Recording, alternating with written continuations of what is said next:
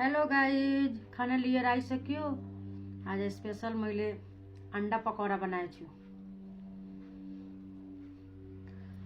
दाल भात गोलभेडाको अलिकति अचार लिएछु, आलुको चोखा लिएछु, आमलेट लिएछु। चोखा बनाएर यो अंडा घोरेर यसमा डिप गरेर यसरी गरेर पकौडा बनाएको छु। खुर्सानी लिएछु, खुर्सानी खाने मेरो बानी, पिउनेको लागि पानी। साथीहरू, तपाईहरुको घरमा खाना पाके कि पाकेन? पाके छैन त आउनु आज स्पेशल खाना खानु। ल साथीहरू, खायो ल।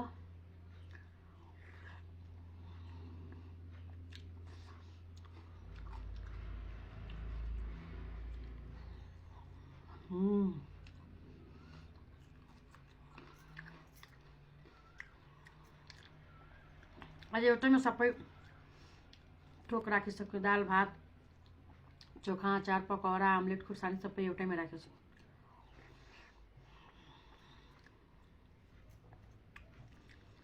धेरै मिठो छ आजको खाना।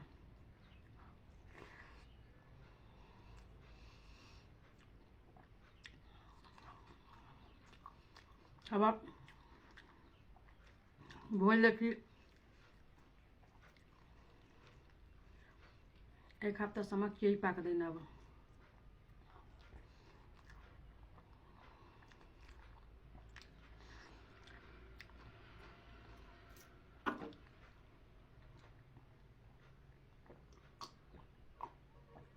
सादा खाना मात्रै पाक्छ।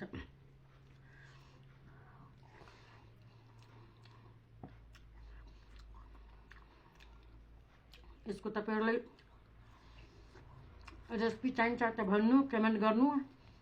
म चैत दशैंपछि बनाएर भिडियो हालेर पोस्ट गर्छु सुट गरेर।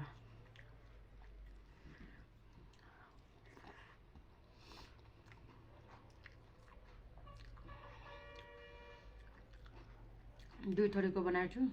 बच्चाहरूलाई नखुर्सानी हालेर, हामीहरू बुढाबुढीको लागि खुर्सानी हालेर। यसरी पकौडा पाक्छ मैले पहिला थाहा थिएन। बिहे भएर आएपछि मात्रै थाहा भयो। जेठानीहरू फ्राई गरिरहनुहुन्थ्यो।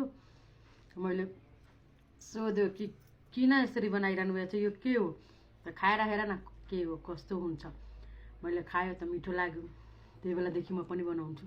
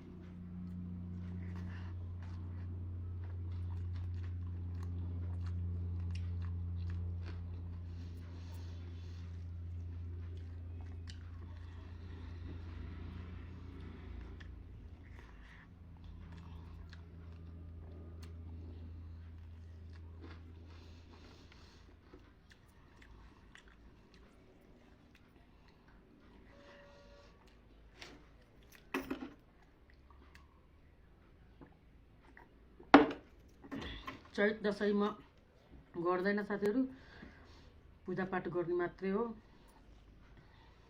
चैत दशैं सबैजना व्रत बस्नु हुँदैनन्, कोही कोही मात्र बस्नुहुन्छ।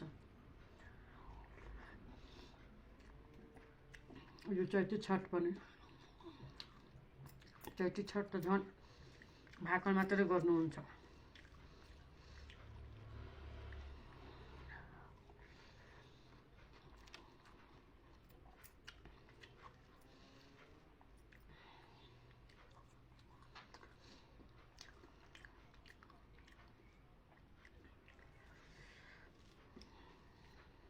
यो त बच्चाहरूको पकौडा परिसकेछ मेरो लागि।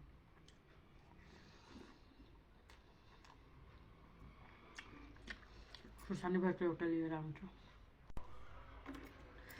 खुर्सानी भएको एउटा लिएर आएको। छिटो छिटो बनाएको किनकि ढिलो भइरहेछ।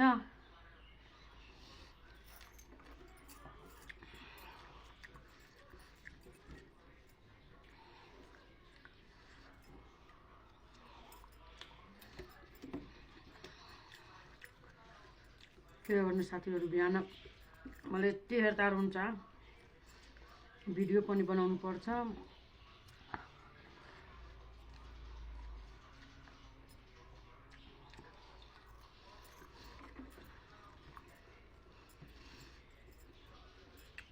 बिहान बिहान मलाई धेरै काम हुन्छ।